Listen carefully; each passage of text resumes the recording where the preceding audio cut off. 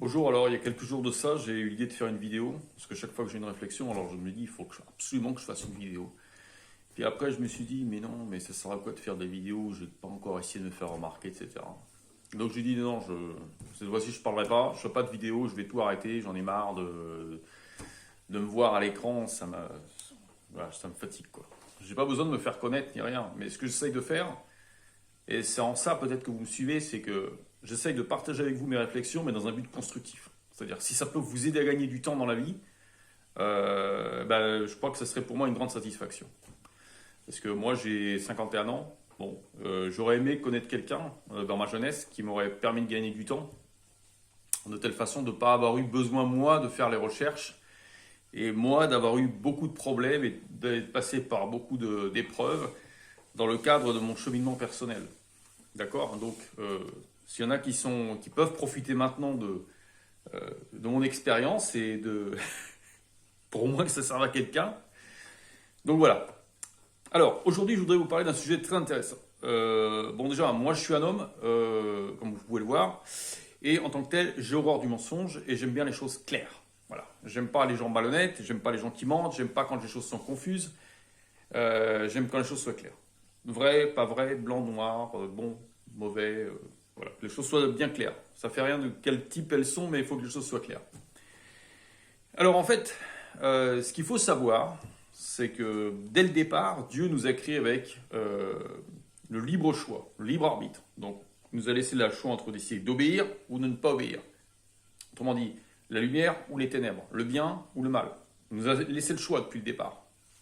Mais si vous voulez, le problème, c'est qu'on vit dans un monde qui est dirigé par un espèce de démon. Vous savez que les démons, vous avez plusieurs genres de démons. Vous avez des démons qui sont violents, des démons qui sont jaloux, des démons qui sont... Et là, on parle d'un démon, parce que je pense que c'est satanique, c'est un démon qui essaie de créer la confusion dans l'esprit des gens. Pour essayer de créer la confusion pour qu'au final, on ne sache plus ce qui est bien, ce qui n'est pas bien. Alors, ce qui fait qu'avec cette politique-là, avec cette réalité-là, il est très difficile de prendre des décisions, il est très difficile d'avoir une appréciation correcte des choses. Et donc, ce qui se passe, c'est que la grande majorité des gens, comme ils ne réfléchissent pas, ils ne s'essayent pas de remettre en question le système. Ils disent, bon, le système est comme ça, tout le monde fait comme ça, donc ça doit être bon, ça doit être vrai, ça doit être normal. Donc, je vais faire comme tout le monde. Et ce qui fait que malheureusement, une grande majorité des gens se perdent, puisque ce monde, finalement, la seule chose qu'il fait, c'est de tout faire pour vous perdre. Alors, moi, si vous voulez, je vais vous lire deux passages bibliques qui me paraissent très pertinents. Alors, vous prendrez Isaïe 5,20. Alors, Isaïe 5,20. Malheur à ceux qui disent que le bien est mal et que le mal est bien. À ceux qui font passer les ténèbres pour la lumière et la lumière pour les ténèbres. Donc là, nous avons une indication comme quoi, quand vous êtes dans une réalité comme ça, c'est une réalité satanique.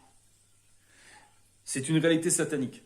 Donc, vivons-nous dans un monde qui pratique ce genre de choses, qui dit que le mal est bien et le bien est mal? Oui. Oui, regardez, dans tous les domaines, c'est la même chose.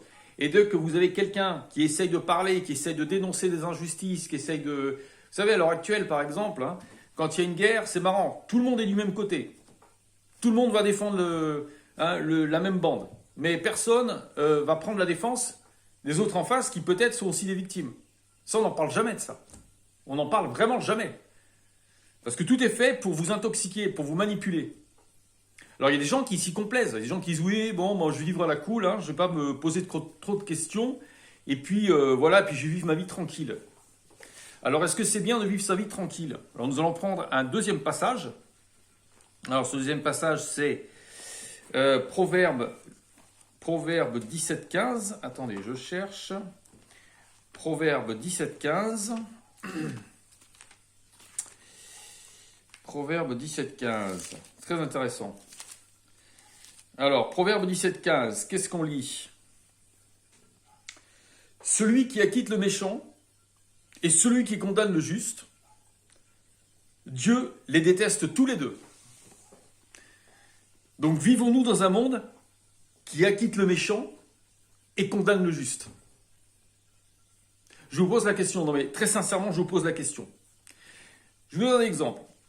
Vous faites agresser chez vous, quelqu'un vient vous agresser chez vous, vous vous défendez, vous lui cassez la figure. Qui va être condamné, selon vous?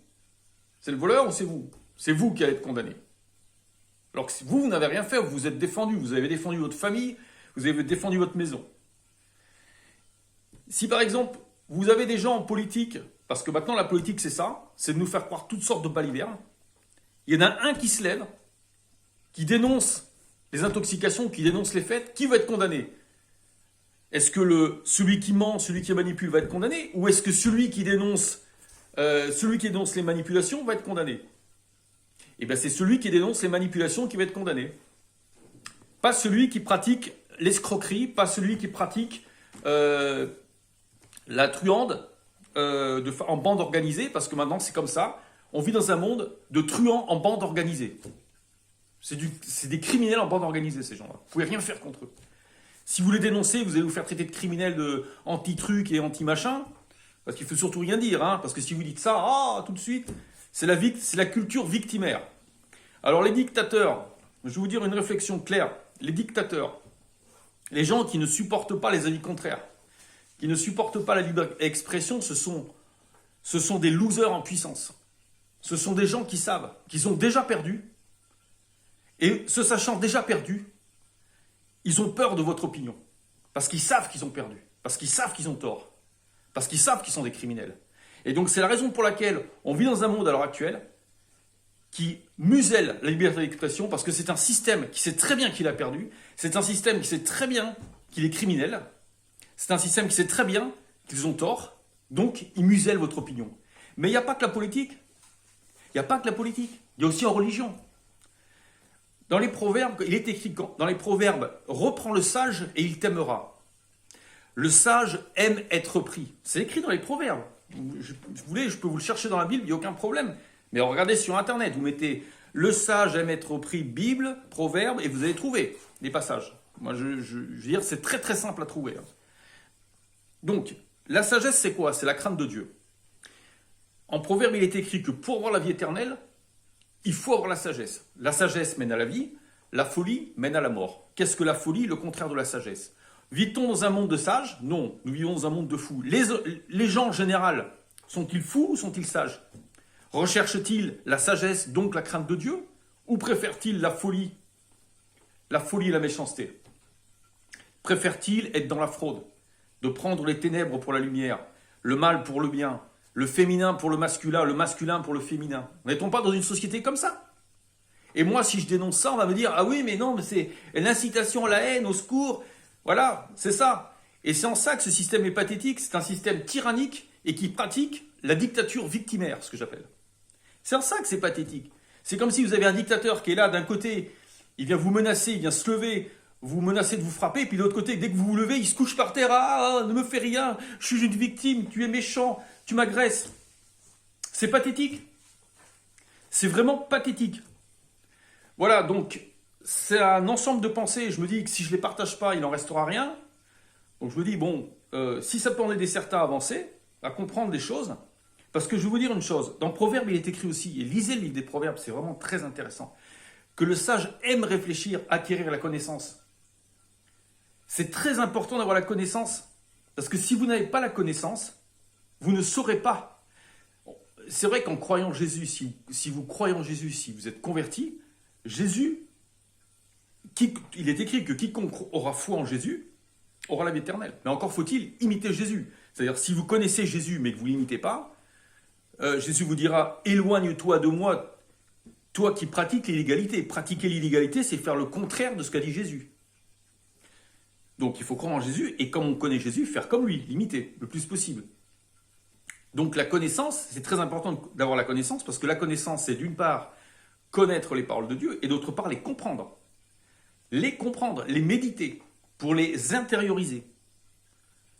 Et le monde, c'est pareil. Si vous ne réfléchissez pas sur ce qui vous entoure, vous ne pouvez pas avoir un sens critique. Donc, si vous n'avez pas de sens critique, vous ne pouvez pas choisir le bien et le mal. Vous ne pouvez pas choisir les ténèbres et la lumière. Voilà, je vous souhaite une excellente journée et je vous dis à très bientôt. Beaucoup de bénédictions. Voilà. Si vous avez des commentaires, bienvenue soit-il. Je vous aime et à bientôt.